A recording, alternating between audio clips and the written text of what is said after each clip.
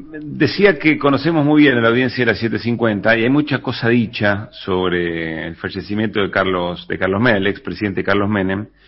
Hay 3 o 4 cosas que no quiero dejar pasar. Hay un sector de la vida política de la Argentina que nos quiere hacer creer que al gobierno de Carlos Menem, que no fue solo Carlos Menem, digamos, todo lo que efectivamente significó el gobierno de Carlos Saúl Menem durante la década del 90, hay que mirarlo con otra complejidad, como que efectivamente no estamos muy estamos como muy tentados a cierto reduccionismo. Bueno, para esas miradas que nos quieren hacer creer, insisto, que las grandes mayorías leyeron mal la década del 90, yo quiero compartir estos testimonios que fui recogiendo en redes, que sin estar coordinados me parece son muy elocuentes. Por ejemplo, Mariel escribió hace ya algunas horas, ¿no? Para mí los 90 fueron mi viejo sin laburo, cenando pan con mate cocido, y mi vieja docente trabajando en 3 turnos para mantener a su hija y arreglar el Fiat 600 recalentado.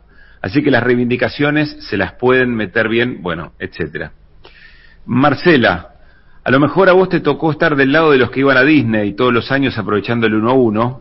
A mí me tocó estar del lado de los que veíamos llorar a nuestros padres porque no tenían para darnos de comer y comprarnos los libros para el colegio. ¿Qué sé yo? Vivencias, dice Marcela. Claudio, Menem es muchas cosas horribles, pero por sobre todas las cosas es mi viejo sin laburo en mi adolescencia. Eliezer, mi papá trabajaba en el Banco Nacional de Desarrollo, el primero que privatizó Menem. A los 47 años, con 3 hijos, se quedó sin laburo. Murió a los 54 de 2 infartos, hundido en deudas, después de que el banco nos rematara la casa y el auto. Eso es el menemismo para mí. Carly, mi familia tenía una pyme textil chiquita, mi viejo la armó en el 74, se bancó a Videla y Alfonsín, pero la destruyó Menem. El precio de venta del importado era menor a nuestro costo, mi viejo hipotecó la casa para invertir en mejores máquinas, no fundimos, nos remataron la casa.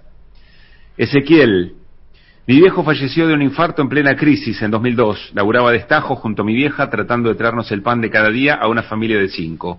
No nos alcanzaba. Eso fue el menemismo.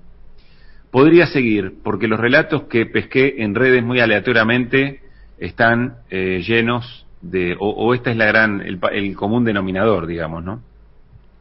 Pero además quiero decir que...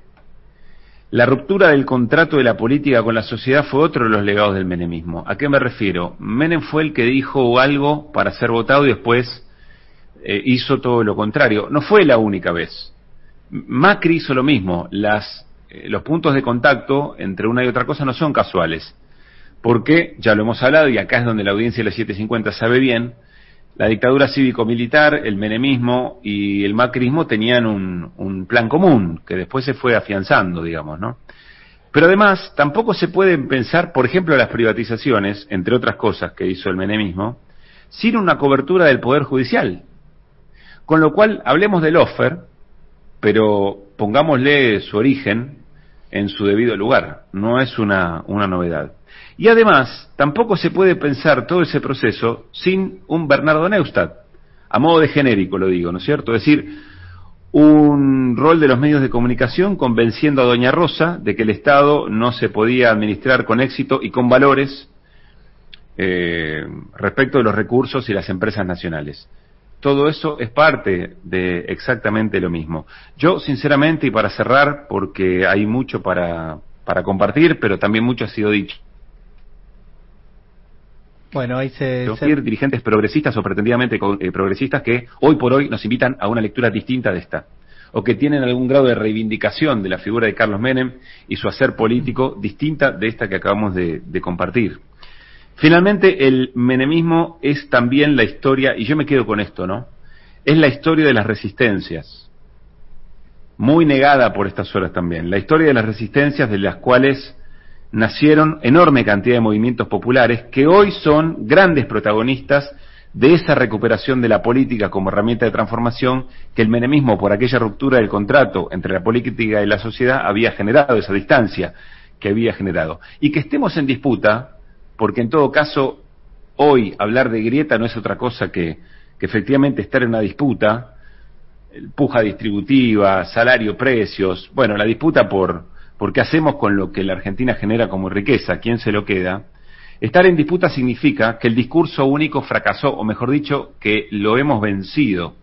Y en esa pelea andamos, Así que todo esto, todas estas son cosas que por lo menos yo no quería dejar de expresar, sabiendo que ya se ha dicho mucho y que ya tenemos muchas horas de recorrido respecto de dónde ubicar efectivamente al legado político de Carlos Saúl Menem. Luispa, querido. Sí, corremos con esa ventaja, sin duda. En el día de ayer se ha dicho mucho, escuchado mucho, y buena parte de lo que nosotros hubiéramos querido decir, si la noticia se hubiera dado, se hubiera conocido mientras estábamos al aire, ya se dijo y ya está planteado. De todas maneras, suscribo tus palabras. Agradezco que hayas seleccionado esas historias de vida, esas historias personales que cuentan de alguna manera en primera persona qué es lo que fue el menemismo, que no es otra cosa que el neoliberalismo en la Argentina durante la década del 90.